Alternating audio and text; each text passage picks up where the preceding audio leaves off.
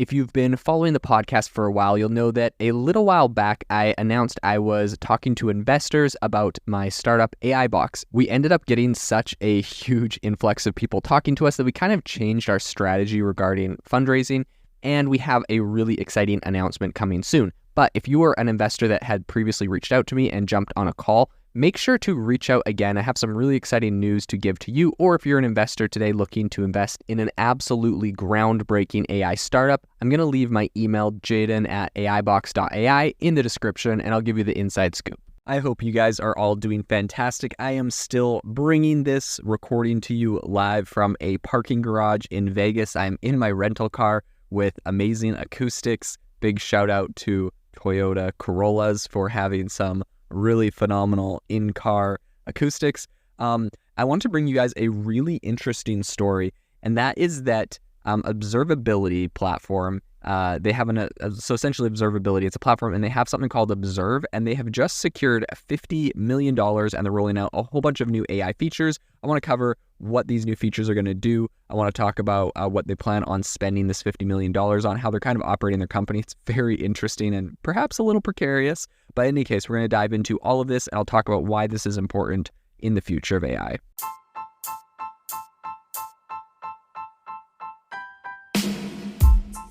Welcome to the world's #1 AI podcast, AI Chat. I'm your host, Jaden Schaefer.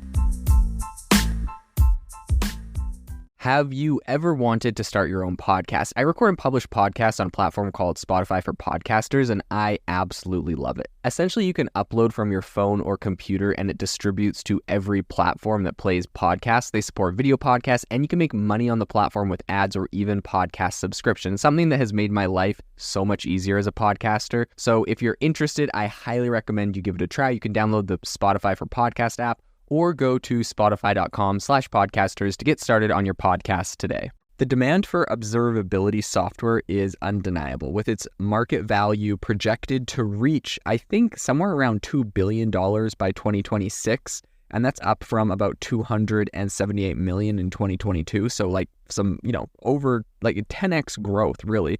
I think this kind of software, which offers the ability to essentially monitor, measure, and understand app states and systems, is transforming the tech industry, and companies like Observe are leading the charge. So Observe, as I mentioned in the intro, has recently announced that they have secured $50 million, but what's interesting is they've actually done this in convertible debt. This was led by Sutter Hill Ventures, and they were kind of speaking to its growth trajectory. So I think they have, plans to channel these funds into expanding its sales and R&D divisions, and their CEO, Jeremy Burton, has aspirations to boost its employee count from 150 to about 250 by the end of 2024. So next year. This was actually founded in 2017 by tech, some people that are kind of big in the tech space. There's Jacob Leverich, John Watt, Jonathan Trevor, and Philip Unterbrunner. And Observe has set its sights on revolutionizing observability. So the company stores all raw observability data in a centralized data lake, which is then enhanced with, analytics via what Burton calls a quote-unquote data graph. So this feature ensures users can seamlessly navigate and comprehend the data. So I think while Observe faces some really stiff competition from industry giants, right? They got New Relic, Splunk, Datadog, Sumo Logic. There's a lot of players that are kind of in this space, but I think it's, what they say is essentially that they're consistently innovating to remain a step ahead of all these guys. They're saying this is a testament to kind of their capabilities to process over a petabyte of daily data for a single customer, and for a single customer's instance, which is quite impressive. The company has also recently launched a whole bunch of different generative AI features to kind of streamline specific observability tasks. One standout is Observe's GPT Help module, which essentially is a chatbot that can understand and respond to natural language commands about the platform's features. This includes guidance on tasks and error messages. Additionally, other tools like GPT Slack Assistant integrate with, Slack to kind of assist users in troubleshooting issues.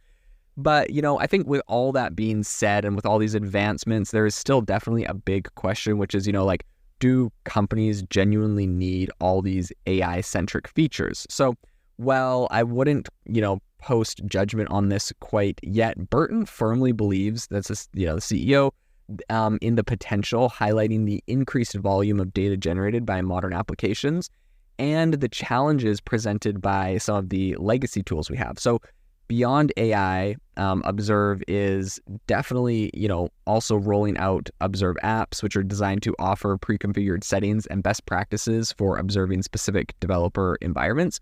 They're also introducing a public API command line interface and data export options for further analysis. So I think the economic challenges and also the global pandemics and all that kind of stuff did kind of make a need for a pivot in Observe's market strategy, I think, with the shift in focus to medium-sized businesses. However, the CEO Burton does attribute this whole pivot to their current success, saying that they have over 60 brands and around 1,600 monthly average users. So while it's uncertain if the latest AI advancements and platform updates are going to catapult Observe to really, this unparalleled success which they're shooting for, I think there's one thing that's very clear. Their measured and kind of disciplined growth approach has been helping them thus far. It's going to be really interesting to see if they can sustain this growth.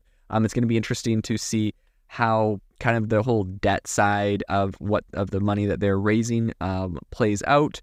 And it's going to be interesting to follow this company into the future. This episode is brought to you by Shopify. Forget the frustration of picking commerce platforms when you switch your business to Shopify, the global commerce platform that supercharges your selling wherever you sell. With Shopify, you'll harness the same intuitive features, trusted apps, and powerful analytics used by the world's leading brands. Sign up today for your $1 per month trial period at shopify.com/tech, all lowercase. That's shopify.com/tech.